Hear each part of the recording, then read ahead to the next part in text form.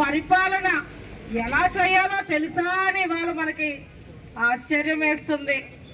ఒక అవకాశం అని రాష్ట్రంలో అందరూ కూడా గతం చంద్రబాబు గారి కంటే ఏమో కుర్రోడు తల నిమిరాడు, ముద్దులు పెట్టాడు, అందరినీ కూడా ఒక్క అవకాశం అని అడిగితే బాగా పరిపాలన చేస్తాడేమో అని ఆశపడ్డాం.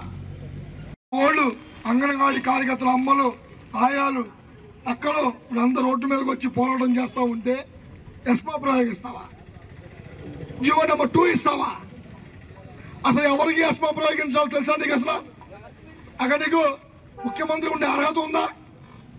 వీళ్ళ గౌరవం ఇస్తున్నాను, ఉద్యోగస్తులు కాదని చెప్పి పక్క మాట్లాడుతూ ఉన్నాడు సత్యనారాయణ, ఈ జిల్లా మంత్రి. మన ఉద్యోగస్తులు కానప్పుడు నువ్వు ఎస్మా ఎలా ప్రయోగిస్తావు? అసలు నీకు అవగాహన ఉందా? ఈ రాష్ట్ర ప్రభుత్వానికి అవగాహన ఉందా?